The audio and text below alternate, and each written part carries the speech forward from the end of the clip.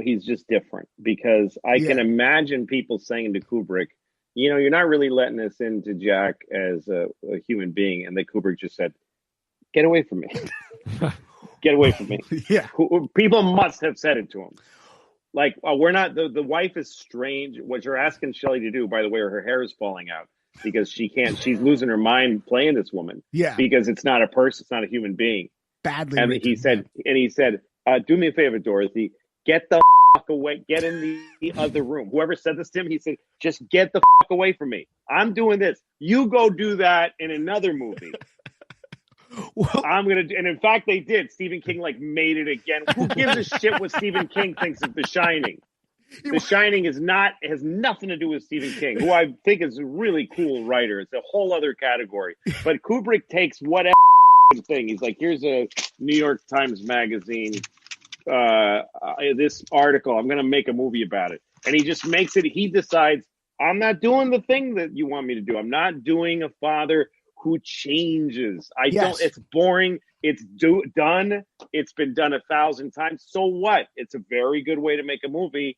Go watch one. There's many. He's like, I'm making the movie from the point of view of the house and from the point of view of The Shining. That's the main character is horrible, strange, mysterious, knowing too much, chilling Shining. Shining is the main character. Jack's not the main character, and neither is she. She is annoying. Like, you want her to die. Get the hatchet to the head. Well, what do you? It's not supposed to be a horror movie. Well, it's not. There is no prescription that movie fills. You don't get a prescription that you go here and they go, oh no, we don't have Friday the 13th. We'll give you the Shining. It's not. It's not a generic.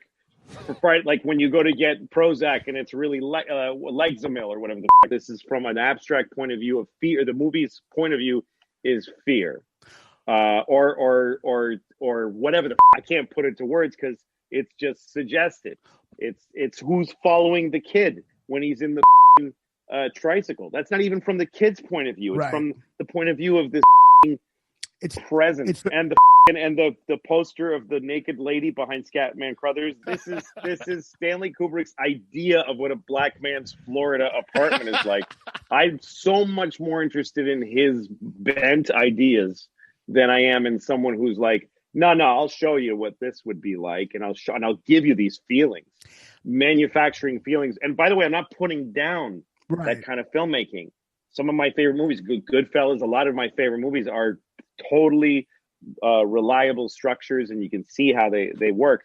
But he was doing something else. I do think that Nicholson is up. I think that Kubrick thought it was more interesting to make a movie where, by the way, the whole world is a little strange. The doctor who interviews Danny after he passes out is weird. And then the mother with the cigarette with the ash. Everyone's weirdly dropped. Yeah, right. It's insane. And the guy with the giant hair who interviews him, and the way they walk through the place, and it's so up. There's barely a difference between the people that actually work in the hotel and Floyd and the ghosts.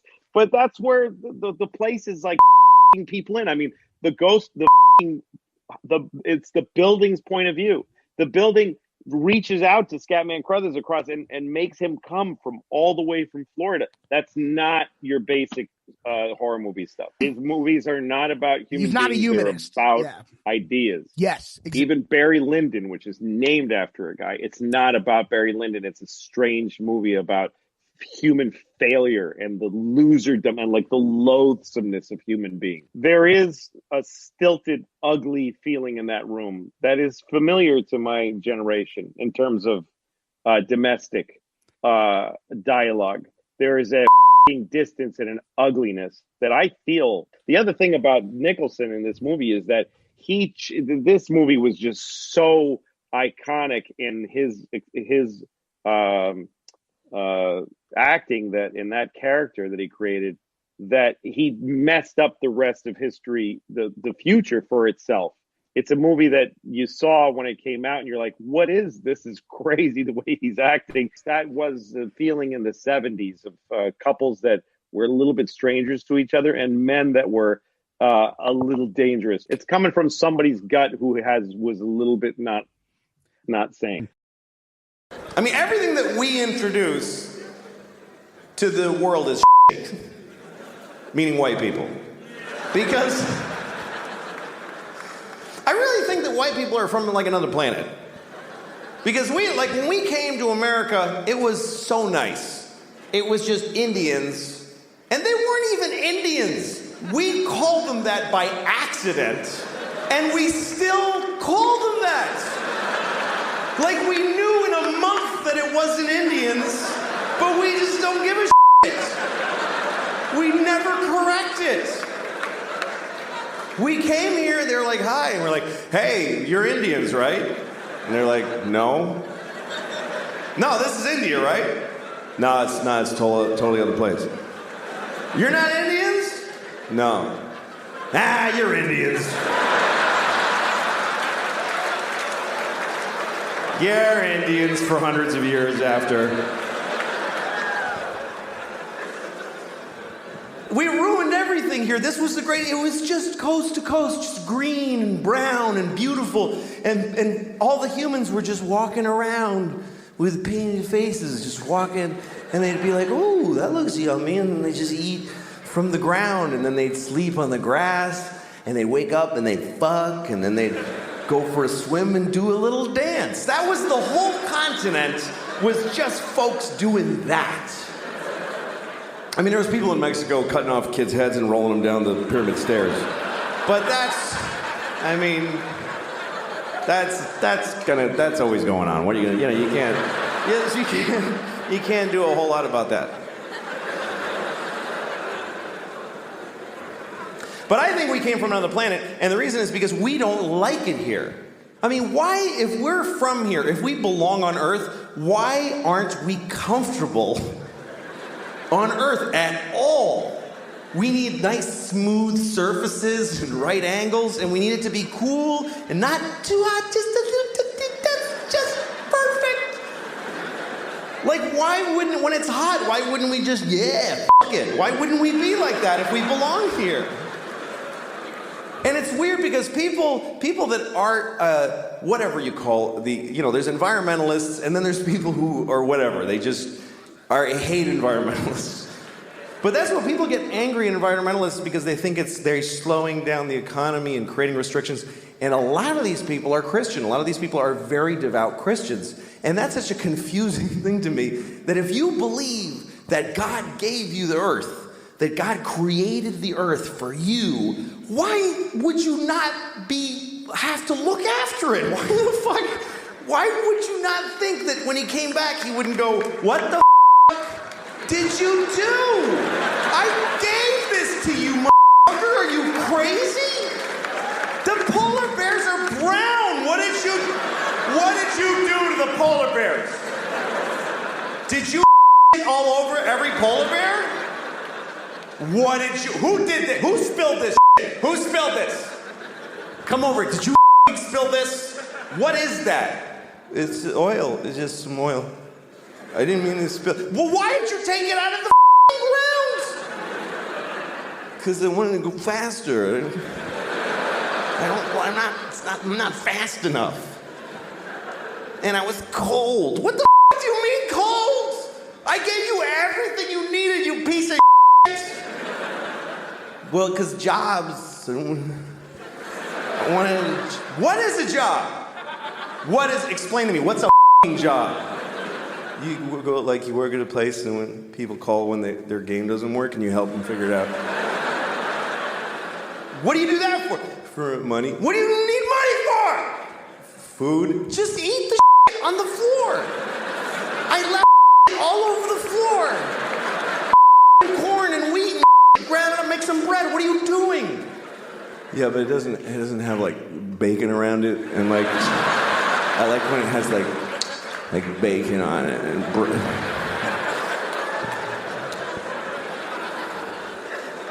I watched somebody do that the other day after a meal. They went, oh, it was just mwah, mwah.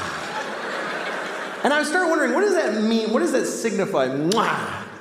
I think what it means is that you ate something so delicious that you then kissed somebody on the and their exploded.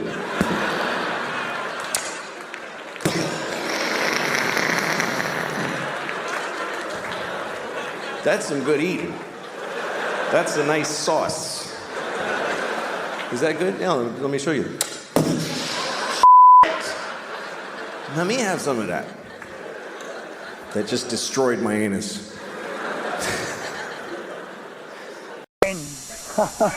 Folks, it's just a Halloween mask of Saddam Hussein. Welcome. It's a tough crowd. I remember Halloween, and my parents were cool about it, actually, because when I look back on it, they'd let you help do the Halloween costume, but they didn't make a big project out of it, you know? They knew it was like a formality, the costume. The idea was to get the candy, you know? But you always had some people on the block that had to push it, you know? Some lady to open the door. Who are you supposed to be? I was the spokesman, of course. I was like, I'm a bum. My sister's a ballerina or a fairy. My brother's a pirate, you know? It's like, oh, is he Captain Hook? Just a generic pirate, miss. Why don't you just throw a couple of Three Musketeers in there? We'll be on our way. Huh? Oh, is she a good fairy? No, she's a fairy that pretends to sprinkle moon dust in people's eyes, but it's really battery acid. Of course she's good. You know of any evil fairies? You nosy old bat, you know? But Halloween's good because you know how it is. It teaches you really if you want to get ahead in the world. You dress up for people, kiss a little ass, be who people want you to be, and then people give you stuff, you know? It teaches you to be a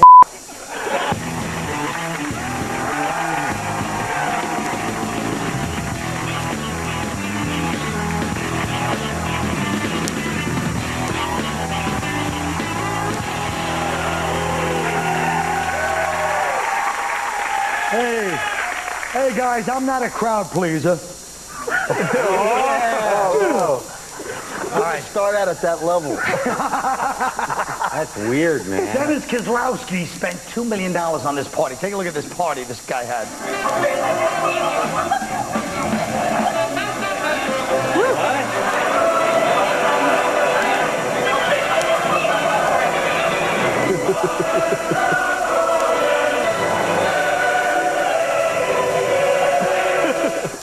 That was a mistake. That was actually from Jim David's first communion. No, I'm kidding.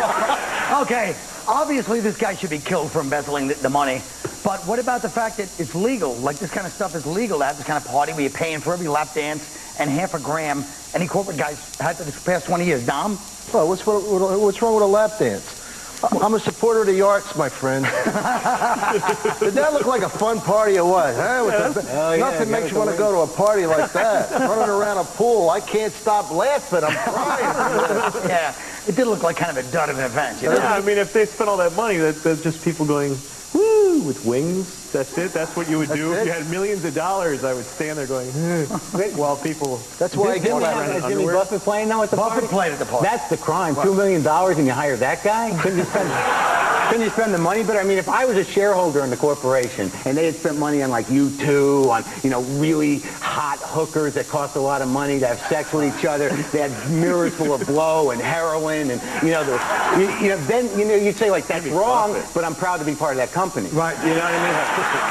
You know, I'll forgive them because they had you too. Why does everything have a gay theme too? Whenever anyone gets a lot of money, immediately there's a gay element. Bring in the gay people. What are you talking about? Was yours gay? Yeah, the whole thing was kind of oiled Tunisian boys. I don't know.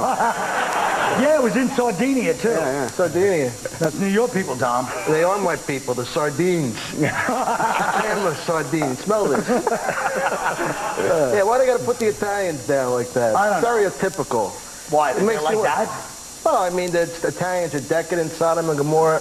It makes you want to just get a guy and just break their legs. You know what I mean? Knock off their break the kneecaps. stereotype. Yeah. But is anyone really upset by that? I mean, I save my anger for, you know, child abuse and things like that when animals get hurt. I don't really care if some CEO rips off. Yeah, I mean, people, I think, that's what people count on that. When you buy a little Tyco race car, you want to know that some guy is getting a Hummer because you bought that.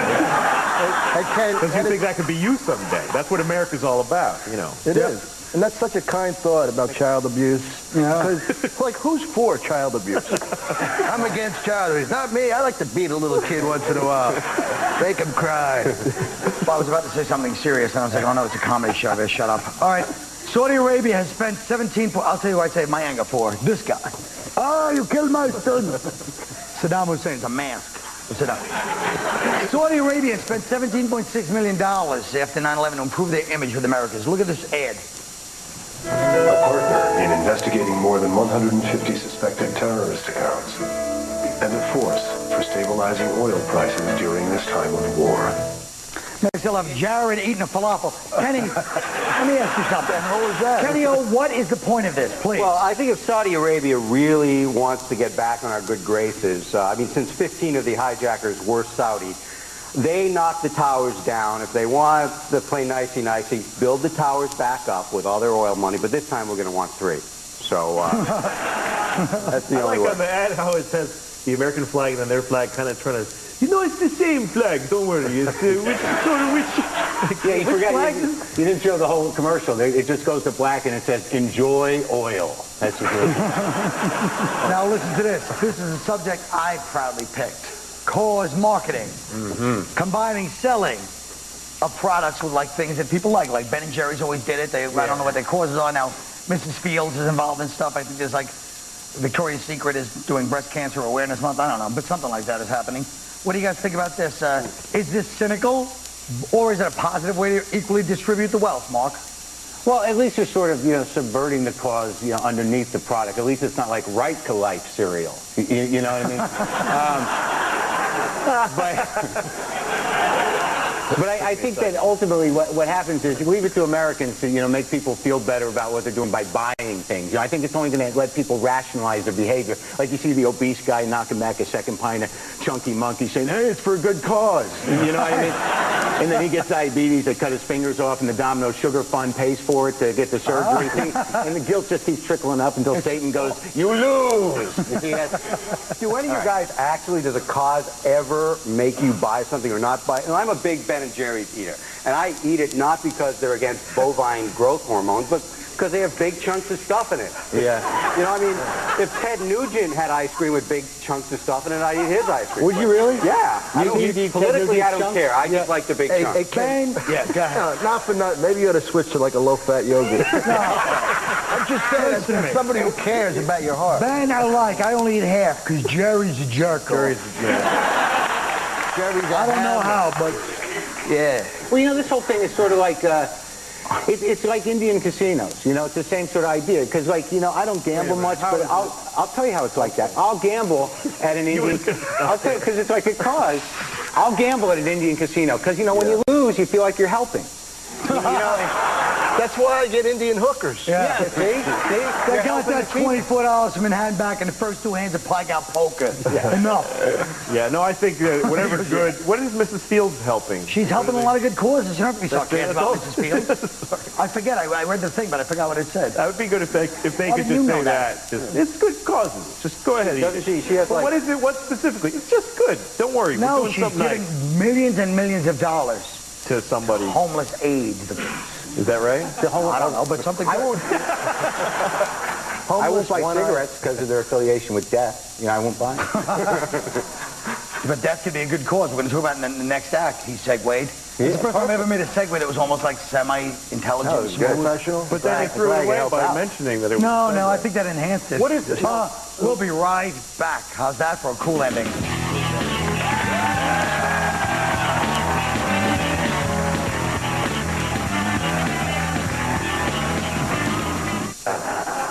And I don't know what mountain man. What is that? That's not. How is that a manly archetype? That's a lonely guy, hermit. Why don't they call it what it is? A guy who lives in a cave, a hermit. But that's the way it's always been. Is guys that are just depressed and they can't understand their women, so they go outside and they pump up and like Arnold. I'm not afraid of women. Hey, he's my governor. Watch it. But this is a pathetic time to be a man. You turn to the sports page. Every third ad is for erectile dysfunction or balding.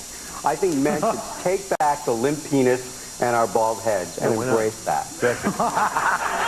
It's true. You always saw the Viagra ad during the Yankees in the World Series. Don't get me started on Viagra. That's a win. No, I have a friend I'm sort of balding, and I'm really balding. No. But I have a friend who's really obsessed, and he goes and he buys drugs from like African internet companies, and he cuts them himself, and he's trying to get me on this thing, and you can do it. You can grow your hair back. And I said, well, isn't there some impotence thing? And he goes, who's going to play with you? Does it make your penis shrivel? Yeah, but it's not, shrivel. At the end, your just kind of goes flat. I think that if you're really wondering what kind of man you are, the only way to really figure it out is to take a couple minutes and just ask yourself, all right, who would I be in prison? And be honest. You're going to be the guy that's like, okay, I'll wear it, don't hurt me. You're going to be that guy? Or you're going to be the guy that's like, shut up, take it, be a bitch like a man, take it. I don't think I'm that much. Yeah, but there are shades within that, too, because I worry about that. Because if I go to prison and some guy makes me on him, I'm going to do it. I'd wear it. I am, because I don't want to die or even hurt, really. But then you got to ask yourself, like, okay, I'm going to do the guy every day, I'm going to on him, but, like, will I play with his balls? Right. Because you should do that. Of course you should. But so I don't want to be forced to give a lousy Hummer. I want to excel at everything I try. You might want to practice. You might want to practice before you get to prison so you don't get nervous. They can sense that sounds like a come on to me.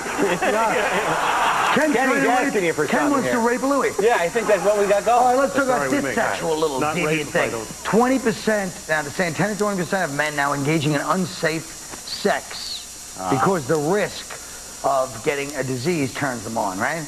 Now, what do you think? Now, Dom, at this point, don't you think? Well, first of all, even safe sex can be unsafe at my age. I got to limber up first. You know what I mean? I know. I got to do some leg stretching, but I'm Italian. I'm Italian. I love these guys who get something and they can't believe they got it. Man, she looked clean to me. I don't get it. The truth of the matter is, the reason, it's not about the risk or the reason that men have unsafe sex is that it really does feel better. Yeah. Yeah.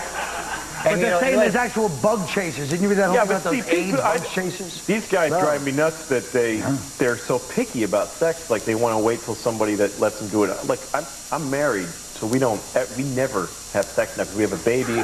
Our baby's an ass, so we're not allowed to have sex. So I just makes me look. If I put 20 condoms and have sex with Rhino, I would do it. I'm not gonna be picky. And also in the straight world. How is she? She's great. In the straight world, I mean, what are the odds? You sleep with Louis' wife? That's great. Yeah, because she doesn't want to have sex with him. He's always taking care of the baby. Oh, go ahead. In the straight world, what? Look, we're all doing it. Don't flatter yourself. But on the, hey man, I'm kidding. I never turn it away.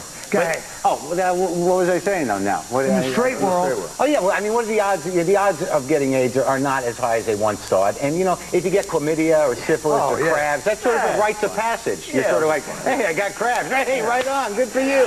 Welcome to the world of crabs, And I mean, unless you're about to have sex and the woman turns around and says, put it in my like my bisexual ex-boyfriend. I mean, the chances of you getting AIDS are low, I think. Yeah. And even, that Valtrex commercial actually looks like fun. If you What happens in Valtrex? What do you do with medicine? I don't know what the hell you're talking about. Valtrex. Yeah, for herpes. Oh, all right. You get the canoe. You get herpes, you get the canoe. Yeah. Okay, we'll be right back.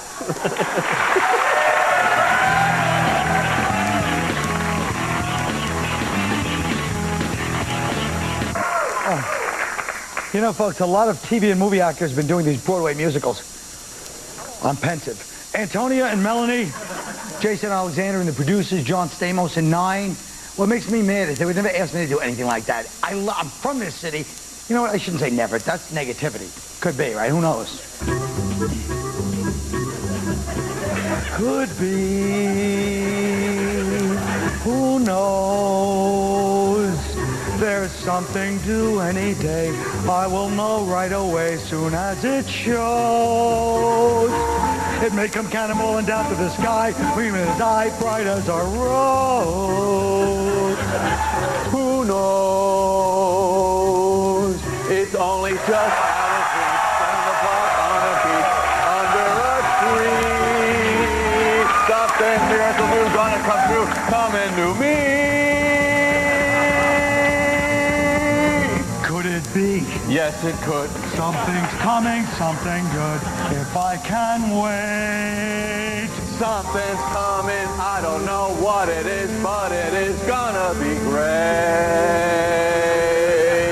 With a click, with a shock, phone will jingle, door will knock, open the latch. Something's coming, don't know when, but it soon. Catch the moon, one-handed catch.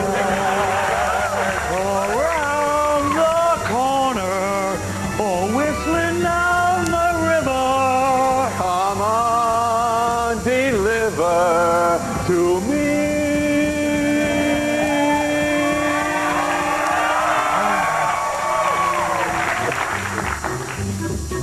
Who knows? It's only just out of reach down the block on the beach. Maybe tonight. Maybe tonight. Maybe tonight.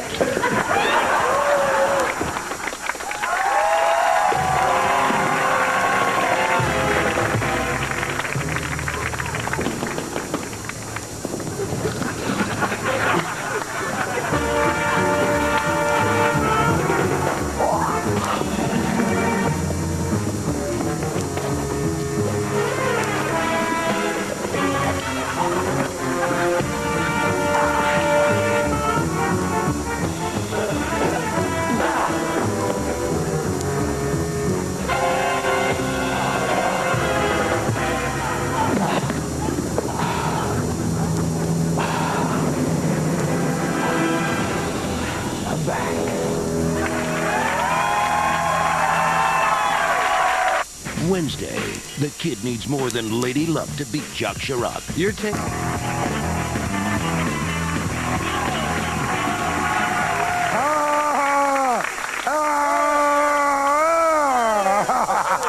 It's just a big tooth. Wow, scary. Folks, as we mentioned earlier, today more and more men experience emasculation as a constant humiliating problem. I myself emasculate 5 times this morning. Men are reclaiming their masculinity by acting like mountain men in medieval knights. What's an easier way for today's fella to feel like a real man? Dom? How about stopping the crying in sports? Everybody's crying. Don Zimmer cried because Pedro tried to bowl his giant gerbil head. Dick Vermeer cries when he wins. Aaron Boone cried because he and his $7 million contract got traded from the Reds to the Yanks. Act like a man and cry when it's important. Like when you spend a whole night and all your energy and money on some babe and you still don't get any nasty snapper. What's up with that? All right. Kenny. Thanks, Colin. Look, wear a uniform. Men need to wear uniforms. You feel like a man in a uniform. Look at what real men do. Baseball players, cops, firemen, the manliest of all men. Look at firemen. They all sleep together, they shower together, they play around on a giant pole all day, and you never hear, hey, that firehouse seems a little gay. Right? That's why when I go out on a date, I wear my Jeter jersey and my McDonald's shift supervisor pants. It covers all bases, baby. Yeah, why not? All right, Mark. Well, the easiest way that I know to feel like a man is to make my girlfriend cry. My masculinity has nothing to do with dirt farming, jousting, or making horseshoes. My masculinity comes from intelligence and sensitivity. I'm not afraid to embrace my feminine side. I even have sex with it occasionally.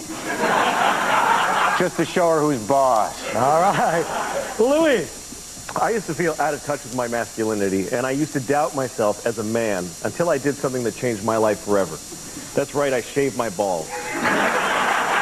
Nothing has made me feel more liberated or more manly than having a nice, clean, hairless sack. I actually heard somewhere that gay men like to shave each other's balls. I think straight men should embrace this.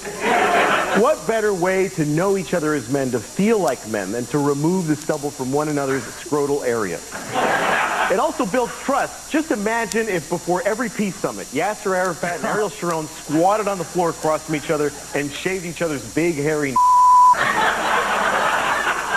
Our troubles there would be soon over. At least he's got an idea, you know? Folks, that's our show.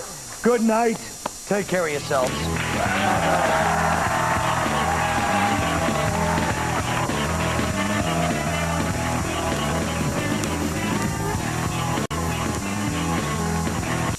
The great Louis CK. Oh, sorry. I said the great Patrice O'Neill earlier. You throw that name around? I saw Louis' new hour at Caroline's over the weekend. Fantastic job, Lou. Oh, thanks, man. Fantastic that was great that job. You came. Yeah, right on. Thank you. You like Lollipop by Lil Wayne? I listen to it very loud on my speakers in my car all the time. But you're white. I know. Well, so I love it. I guess it's a guilty pleasure or whatever, but I turn it up really loud. It's the kind of song you need to listen to in a car where the mirrors are vibrating from the music and everything. Yeah. I just really like it. It's in the pop category. I don't mind a good pop song every once in a while. No, that's what, the last one I liked this way was "Believe" by Cher. That's the last song that I liked. Oh, jeez, that's a little gayish. Oh, well, totally. It's those Lil Wayne song. I mean, it's all gay. I don't think hardcore black guys are like, cranking up this lollipop song, right? No. Right, Patrice? It's more like a girly song, I'm thinking. I don't know. But it's a pimp song. It's that pimp. It's that thing where black guys that are pimps and they get furry and they start getting peacock-ish and then they become women. Yeah. Well, I got something for you, Lou. Yeah.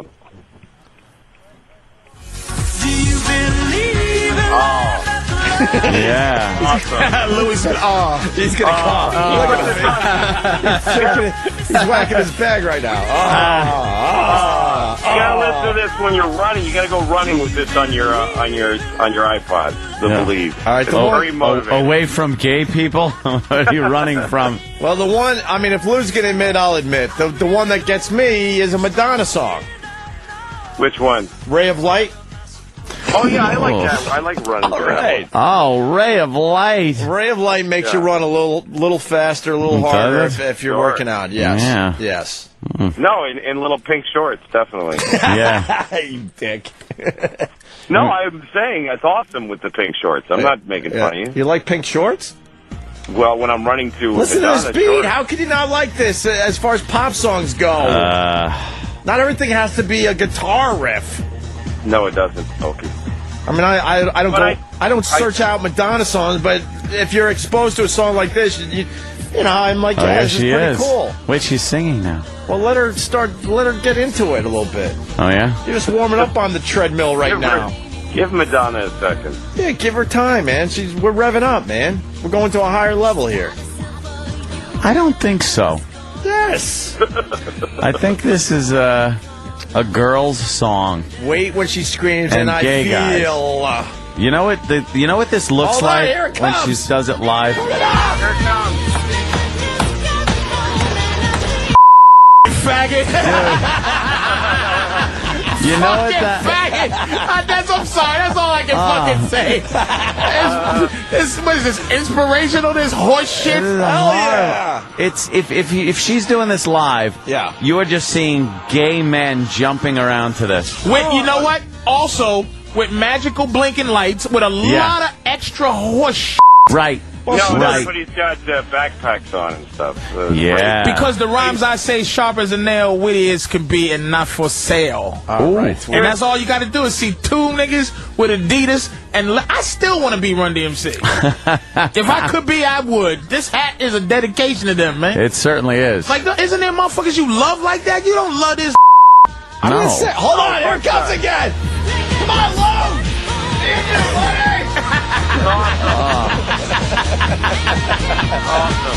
Yeah, see, I'm getting awesome from Lou. He knows. He knows. Now, the point to that music is it's all produced music. And if you listen to those three songs, by the way, Lollipop, that one, and Believe, they're probably the same producer. Gay, totally gay, Liberace gay. Yeah. Oh, you like that, don't you, faggot? Well, now I'm not with you. I could squeeze one of these songs on my iPod, not all three. I wish I knew how to quit you. I might be able to squeeze this in between some cool, like, white boy rock music, but not all three, man. Oh, no, but I mean, they're all the same. It's basically whoever that producer works for gets the hit. Like, whoever gets, it doesn't matter. I mean, this is all shitty music, but it makes my body feel good, because I think my body's You gay. really like Lollipop, Louis? Lollipop? I crank it all the time. All right, so that's fair, because I think I like some songs probably. But Anthony's not innocent here. Come on, Ant. What? You listen to some weird stuff, too, man. Weird, not fruity like that. Like gunfire in your bedroom. When the moon hits your eye like a big pizza pie. I'm not really a Dean Martin fan. Hold on, here we go again, Lou! Yeah.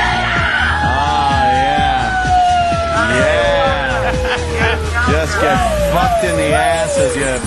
This just brings white people back when they lived in outer space. I love Lou in the background. Awesome. Awesome. I love Madonna. Hey, Lou, listen. Any group, what group do you love? Like you go, I love these motherfuckers as just. I love them. Oh, I have I like Led Zeppelin. Now, number one, you love. I love Run DMC, and then there's some other ones I love, but if you go, you get a choice to keep a music group alive. Number one for me is Zeppelin. Keep Zeppelin. Led Zeppelin is huge for me. Number one. The Beatles are huge for me. Led Zeppelin's huge. I love the Beatles myself, but number one, you go. This survives. Zeppelin, timeless. It's hard. That's really timeless. Zeppelin just not that overplayed. Easy, not. It's just not that easy. No, the songs they play on the radio overplayed. So overplayed. Zeppelin has a whole catalog that could hit the radio airwaves tomorrow and do extremely well. It also depends on I just got this Marvin Gaye CD and I can't stop listening to that. Which one? What song, Lo? What's Going On? The whole album. It's one song fades into the next, and it's phenomenally good. You're a hippie?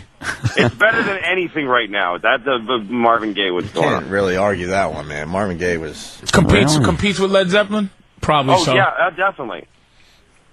Any best black artistic anything probably beats any artistic white anything. Really? Yeah. I'll tell you what. Very bold statement. It certainly is. Hey, I want to thank Billy Boston. Yes, I'll tell you a rap song that I couldn't get enough of. 99 Problems, but the ain't one. Of course, because it's just. But that was. What's wrong with that? There's nothing wrong with it. That song? It's nothing wrong with but you liked it. I'm not gonna search out black songs in general, but black people love that song. A song like that, that's what I like. I'm into that song, but you're into it for just because white people are fascinated with pimping. No, dude, it's and fascinated with that shit. It's the beat of this song. Yeah, dryer and sheet that in my bass shirt. line is amazing. But Rockbox is Rockbox. Dryer sheet in my shirt. Oh, you better. Can I just say one thing about Lollipop? Yeah. You guys were trying to figure out. I mean, the rapper thing is really simple. It's just let her lick the wrapper. Like if you've got a lollipop, it's got a wrapper on it. Oh, right. So he's talking about a condom? No, he's saying the double entendre. The first entendre is the wrapper that you put on a lollipop. Right. She wants to lick the wrapper like it's like he's giving her scraps, and then the other side of it is wrapper starting with an R. Yeah. Because he is a rapper who. That makes sense. Licking. She's like fooling around with the wrapper a little bit. Could be the pants. Could be the fly. Like the rapper. Or he's just a stupid black guy who's making up stupid words. That's a very bold statement there, Louis. Yeah. You could say that. He's Mexican. No, I'm saying he's stupid, and he happens to also be black. I like that. There's an apology coming. Do you have black friends, Louis? I'm sorry I said that. Yeah. I used to date a woman who was a vegan, so I had to her with my substitute. And remember when meeting a vegan was weird? Remember when that was like a strange thing? Like, oh, what is that? Like, you probably met your first vegan in the 90s. You had like a dinner party, and somebody brought a vegan. And they said, just so you know, I'm a vegan. And you're like, I'm sorry, you're a vegetarian? And they're like, no. All right, what is the thing? And they tell you all, okay, yeah, I have no food for you. You can eat a napkin and paper, I don't care. But then you met another vegan, and you're like, oh, okay. And then now they're everywhere. Now, who cares? There's several vegans in restaurants and whatever. It's kind of like gay people, sort of a similar trajectory of growth and acceptance in the culture, you know? Gay people and vegans have a lot in common. Like, they both have to tell their families at Thanksgiving. That's when they have to tell them. And Dad gets angry. Your mother worked all night cooking that turkey, and you're telling me you're a faggot? You know, it's drama. But those are the old days. Things are better now. I think it's pretty amazing when you think about it. The people used to say that being gay was wrong. Pretty recently, folks used to, like most people used to say, that being gay was wrong. Of course, it's not wrong to be gay. I mean, it's pretty gay, but it's not wrong. But that's what people used to say. And now nobody says that. And I think that's a positive change. I think that's a good thing. Although I do wonder if there are gay people who miss when it was wrong. Maybe there's a few who miss when it was, because wasn't it a little more fun when it was like, this is crazy? Like,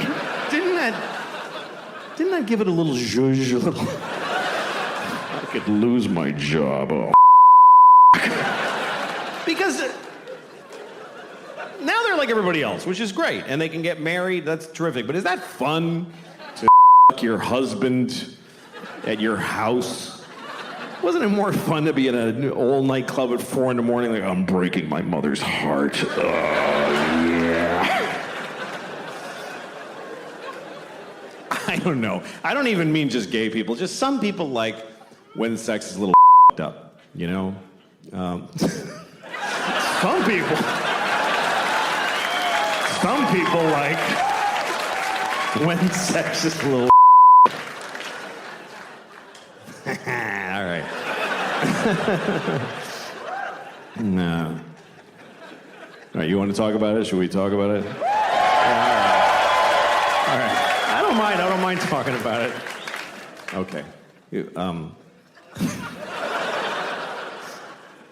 Here's what I'll give you some advice. Here's some advice that really only I can give you. Here's my advice. If you ever ask somebody, can I jerk off in front of you? Just let me finish. Let me finish what I'm saying. Okay. If you ever ask somebody, may I jerk off in front of you? And they say yes. Just say, are you sure? That's the first part. And then if they say yes, just don't do it. Just don't do it. Because look, whatever you're into, okay? Because everybody's got their thing. Whatever your thing is, I don't know. You all have your thing. I don't know what your thing is. You're so lucky that I don't know what your thing is. Do you understand how lucky you are that people don't know your thing? Because everybody knows my thing. Everybody knows my thing now. Obama knows my thing. Do you understand how that feels? To know that Obama was like, good Lord.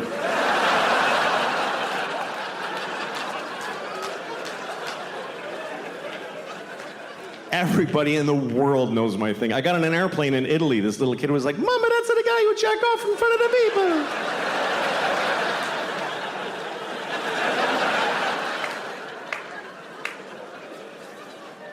So whatever your thing is, I don't know what it is. Maybe you can't come unless you have your father on speakerphone, whatever it is.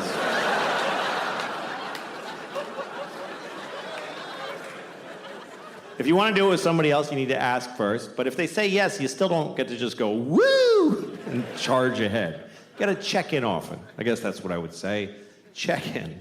Because it's not always clear how people feel. Like, men are taught to make sure the woman is okay. But the thing is, women know how to seem okay when they're not okay.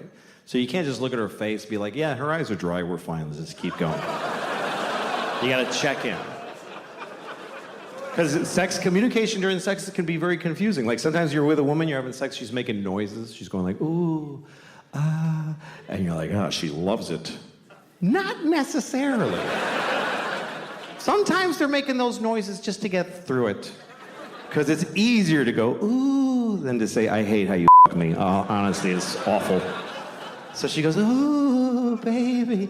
It's kind of like a Negro spiritual. It's sort of similar. So to assume that she likes it is like if they heard slaves singing in the fields and you're like, hey, they're having a great time out there.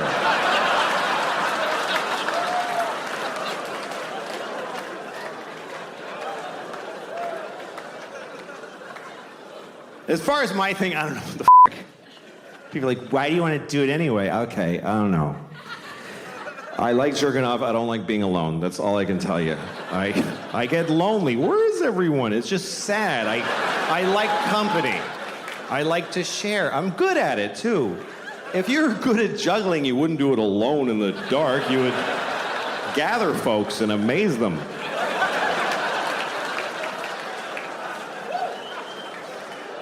Anyway, that's all I'm going to say about that shit.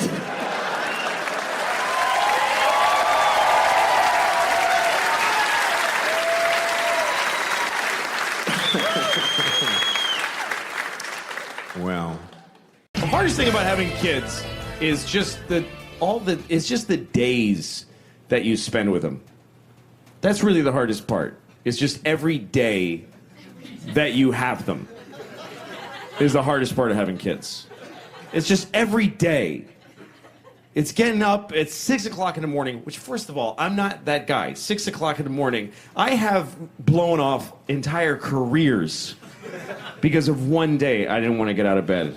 Like, oh, I'll just not be that then.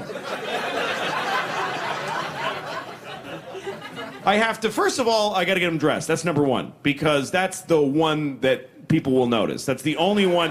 If that's the only one that I get done, I'll be okay.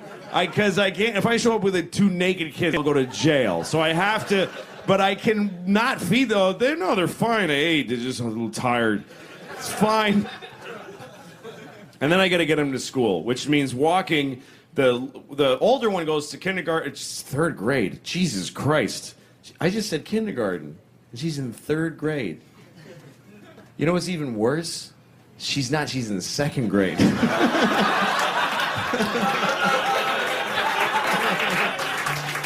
Anyway, so yeah, wolves are like dogs. Thank you for asking. Every day you spend with your kids is torture.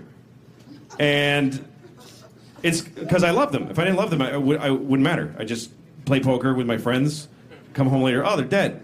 But I love them. I wiped my daughter's ass for the last time on May 13th of 2008. And I remember this moment because it was a big moment in my life. Because when you have children, they start as babies and they all over the place. But then finally they can use the toilet, but they can't wipe their ass. So you have to wipe their ass. That's the last thing you do for your kid. It's like an intimate bathroom thing, is wipe their ass. And one day it stops. And I remember the day. I said the date, but I don't remember it now because I'm lying. Because I had always wiped her ass all that time, and it's just a thing you do. I didn't even think about it. I said, Daddy, I need a wipe! And then I come in, I'm on the phone, like, yeah, okay. Anyway, so I wiped her ass one day, and she said, thank you very much, Daddy. And I was like, that was a little too eloquent. A thank you for somebody who I just wiped out of her asshole. I want to hear like, thank you, Dada. I don't want to hear like, that was very gracious of you, Father. So I got two kids, 5 and 9, and I love it. I love having kids, but it's hard. It can be very difficult.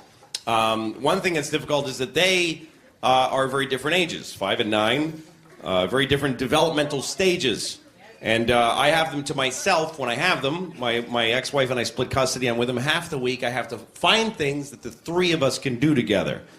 Now, my 9-year-old can do a lot. She's got a lot of skills, a lot of things she can do. The 5-year-old, not much good at anything, really. And that's not to put her down. She's 5, but she's at pretty much everything. So we can't do things that outclass her abilities. So we have to be all dragged down to her skill level. We're like 3 5-year-olds of different sizes, basically. Because nothing. Let's go for a bike ride on the river. I'm not very confident on my bicycle. Okay, let's just sit and play the card game where no one loses.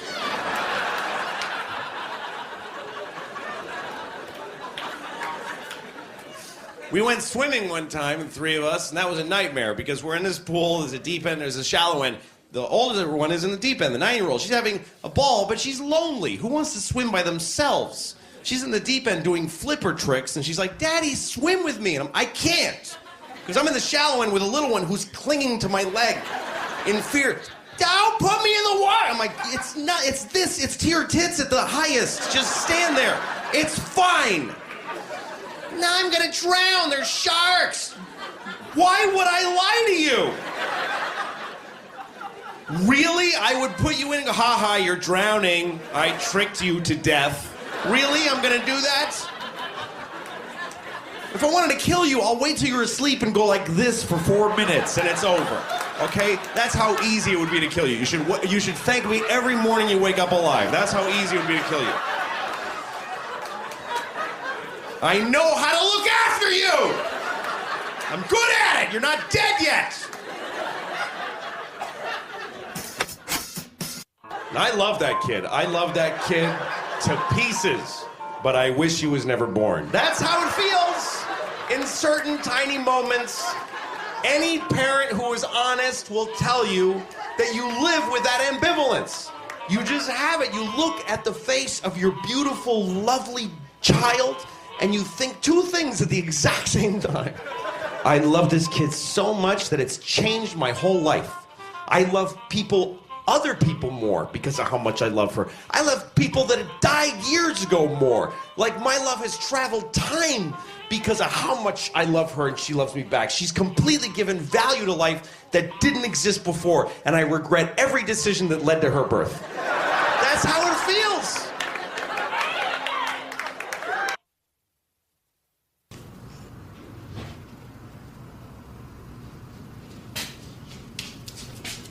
Daddy! Hey. Good morning, Daddy. Good morning. It's 4 o'clock in the morning. Why are you awake? I'm hungry. You're hungry. Daddy, can we go out to breakfast? You want to go out to breakfast now? You had a bad night. Oh no, let's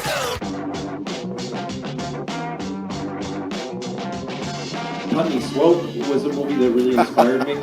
It's a movie by Robert Downey, because Robert Downey Jr.'s dad made a movie called Putney Swope that makes no sense. And I watched it and I thought, you can do that. You can make a movie and not have it add up to anything. Swope! You don't have to accept. From now on, the name of this agency is Truth and Soul. And I just believed because it was done, because there was a VHS tape of it, I believed that meant you could do that. So I started working that way, and it hurt me a little. Because people like their stories. By advertising toy guns, you're encouraging kids to enjoy violence. I was with you when we went to Blockbuster, and you got that copy of Putney Swope. Yeah. It was in a bargain bin. That's really funny that you tell me that because I remember it. Yeah, because I just bought a VCR for the first time. Right, and we were just going to rent a movie. I can't rent movies because I didn't have a credit card at the time. So you bought them. I bought, and it was the only thing that was for sale that wasn't like a Barney video or something. And I remember you didn't know what it was. No idea. I didn't know what the fuck it was, and it changed your entire perception of movie making. Yeah, it did. Putney Swope by Robert Downey. It just made me think you can do anything you want, even if it doesn't make any sense. Right. What I didn't understand was that just because Putney Swope existed in a shrink-wrap box, it doesn't mean that you can go do that. Right. I mean, I just thought any movie that got made and that has a package is like a lamp in the distance. Yeah, I can do that too. Yeah. But it's not okay.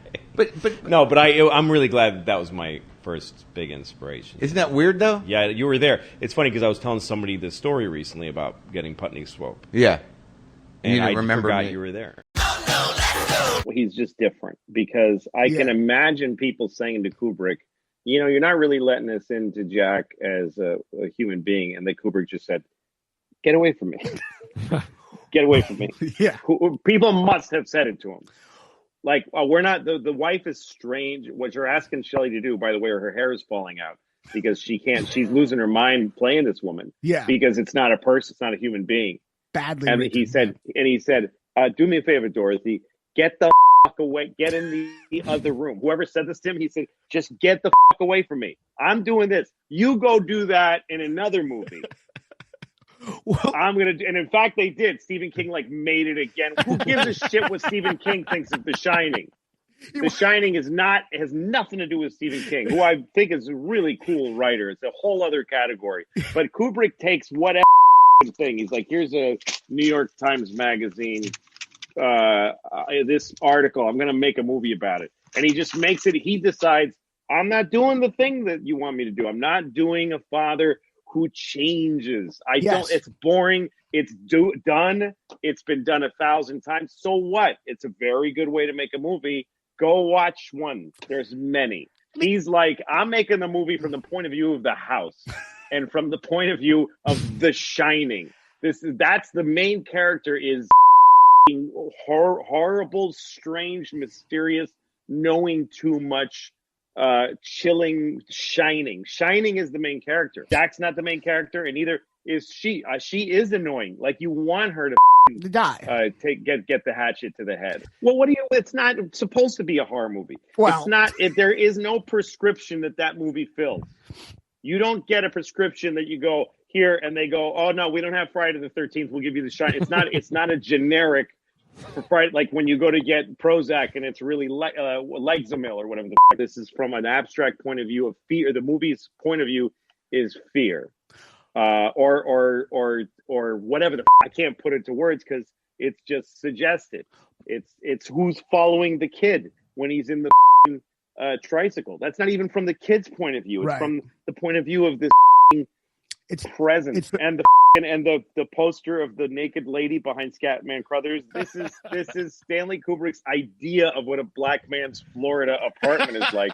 I'm so much more interested in his bent ideas than I am in someone who's like, no, I'll show you what this would be like, and I'll give you these feelings, manufacturing feelings. And by the way, I'm not putting down that kind of filmmaking. Some of my favorite movies, Goodfellas, a lot of my favorite movies are totally reliable structures, and you can see how they work. But he was doing something else. I do think that Nicholson is up. I think that Kubrick thought it was more interesting to make a movie where, by the way, the whole world is a little strange. The doctor who interviews Danny after he passes out is weird. And then the mother with the cigarette with the ash. Everyone's weirdly dropped. Yeah. Right. It's insane. And the guy with the giant hair who interviews him and the way they walk through the place. And it's so up. There's barely a difference between the people that actually work in the hotel and Floyd and the ghosts. But that's where the place is like people in. I mean, the ghost, it's the building's point of view.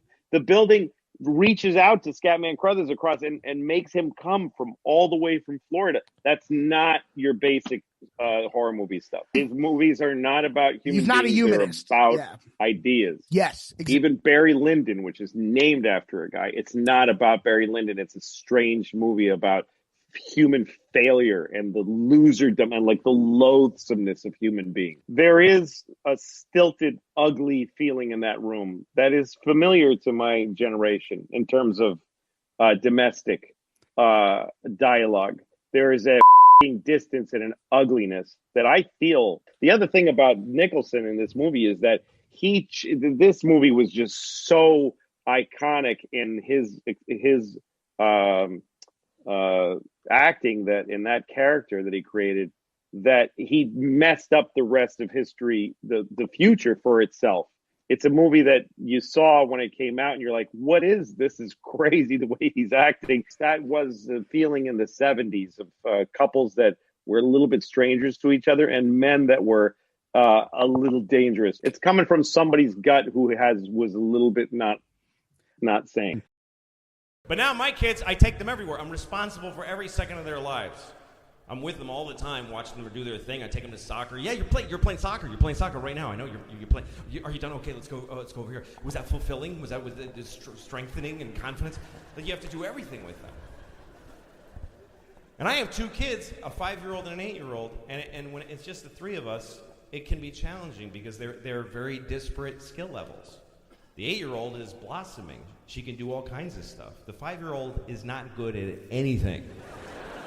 I mean, she's 5. She's appropriate at everything for a 5-year-old. But what that means is that when we go out together, we have to choose that she can do. We're all brought down to her level. We're like 3 5-year-olds of different sizes, just doing boring 5-year-old shit. It's limiting. Hey, let's go for a bike ride. I'm never very confident in my bicycle. Oh, fine. Let's just sit here and look at each other then. Is that... Jesus. We went swimming once, the three of us, and it was torture because the 8-year-old is amazing. She's swimming and she's in the deep end. And she's swimming alone. She's lonely. She's, Daddy, please swim with me. I'm like, I can't because this one won't. We're in the shallow end. And she won't let go. She's like, I'm going to drown. Just, it's to your tits. Just please stand there. It's nothing. It's too deep. What, really? What? Like, I would just go, haha, you're dying now. That's funny to me. Like, really? If I wanted to kill you, I'd wait till you're sleeping and do this for 4 minutes. That's all it would take. You should thank me every morning you wake up alive. That's how easy it is to kill you. So why would I take you to a swimming pool in the afternoon to murder you? It's just hard because that one kid, she's nothing. Please, I wish I could. I wish I could say, you know what? Can you get out of the pool so I can go be with my friend who I have in common with? Do you have to ruin every day of our lives? No, that kid was a bad idea. I'm serious. And I love her. I love her. But I wish she was never born. That's just, this is... Any honest parent will tell you that they live with that ambivalence. And it's torture. You look at your beautiful child's face and you have two feelings at the exact same time. I love my daughter in a profound way. I cry at the drop of a hat when I think about her. This kid has made me love her so much that it's made me more able to love other people. I can love people that are dead that I didn't love properly. Her love for me makes my love transcend time and travel through space. This kid is amazing. You cut a tomato on a plate and she smiles like you just adopted her from Zimbabwe or something. She's an amazing creature of pure beauty and love, and I regret every single thing that led to her birth. That's how you feel. Because it's hard. If you're really putting the time in as a parent, there's no parent that's really raising their kids who hasn't given the finger to the back of their head at least 3 times by the time they're here. That means you're really doing the work. If you haven't done that, you have nannies and shit. You're not a dad or a mom. Good night, sweetie. Okay.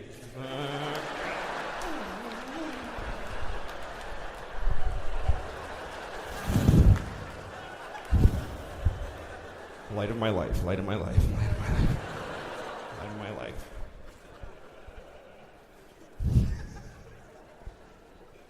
I think that, you know, I think one of the advantages to having kids is that they just cheer you on. Like, I have eaten my whole life, and my kids just think it's hilarious. They don't care. They're like, Daddy ate 40 cookies! They just think it's the funniest thing.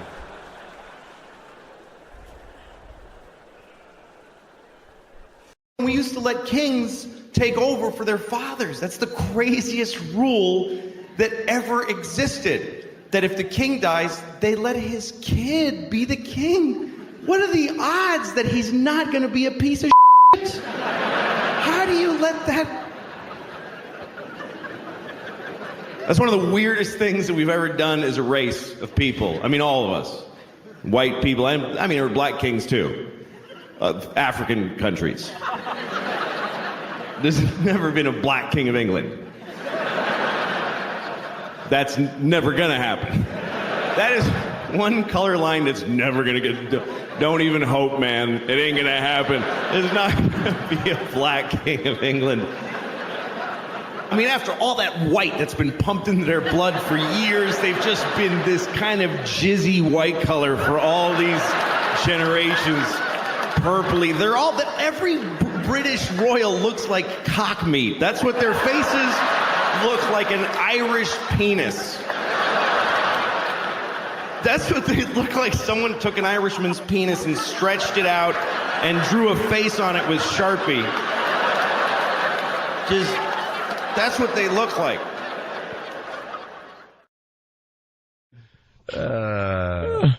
GTA? Yeah, with GTA. Video games are in the news again. You play the video games there, Lou? Probably not, because you got the kids. You can't be playing video games. No, sir. The new GTA game is just amazing. Absolutely amazing. Yeah, Danny, it looks no? great. You gave a look like, eh? No. Nothing. I played that game once. I just liked walking around town. I didn't get involved in the crime. Like I actually just had walk the guy around. walk around, stood on You the just corner wanted for to a be while. a law-abiding citizen in GTA? I just want to be a wallflower on GTA. You just are a walking around. weirdo. Just Hop in a walking around, cab, hanging around. pay for it. Yeah, hop in a cab, drive the speed limit, stop at the red lights. Yeah.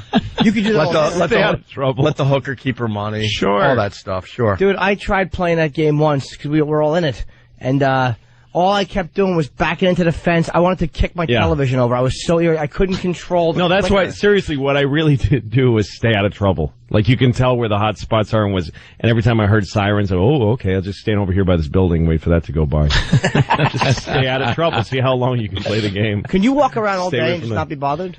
Yeah. You can. Yes, you can. I did that for like a couple hours. What's wrong with you? You got to be careful you don't bump into anyone, because that could cause all sorts of problems. It's actually pretty predictable. You hit a guy and he goes, "Hey, I'm gonna hit you back. Oh, I'm in a fight now." All right, shoot him. Shoot him, and then he goes, "Ah," and he bleeds. And then the cops It's not come that after interesting. But the outskirts of the game where you stay out of trouble are actually interesting, because then you're at the limits of what the writers of the game did, that they didn't pay as much attention to, like, stand over by a bush.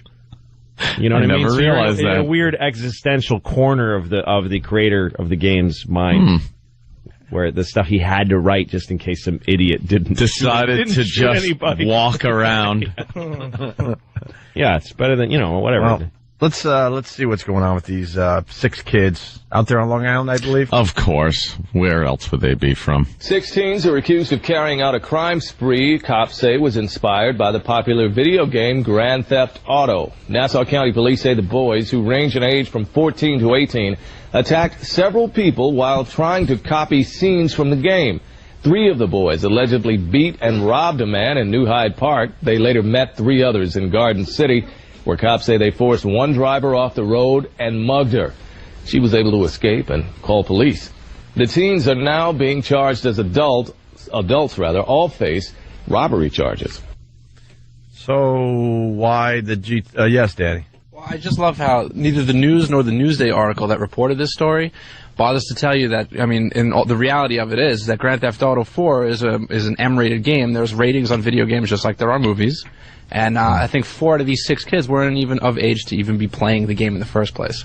But they'll never tell you that in the news. No, of course not. It doesn't matter. Video games where are bad. The impetus to act like a jerk comes from. It doesn't matter. Do you know the game? The whole idea is like, let's find out why they did it and blame that product.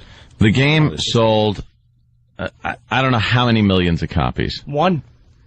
Perhaps. It only sold 1 copy? 1 copy. I think it was 6. That guy's got a lot of 6 friends. million in the first. I think it was the first week of sales. Was 6 million. 6 million? In the first week. And you got one of these cases. And you get something that pretty good happens. odds. Like, come on. That's pretty good odds. There was actually some other Grand Theft Auto news. I think just 2 days ago, where remember that whole hot coffee incident from Grand Theft Auto 3, where you could, there was like a supposed nude scene in there. Well, they just paid out the settlement. There was a class action lawsuit. I think 2,600 people actually wanted the settlement out of how many people actually bought that game. It came out to 0.00. I think 0.006% of people were offended by that hot coffee patch. And the article had went on to tell you that it was really the lawyers making money off the lawsuit rather than the people who wanted the settlement. Sure. So it wasn't even anybody being offended. It was just another case of lawyers wanting to make more money. No, I get, when you get like a notice from Apple Computer or something saying somebody sued us for you. Yeah. Here's a penny. On your behalf.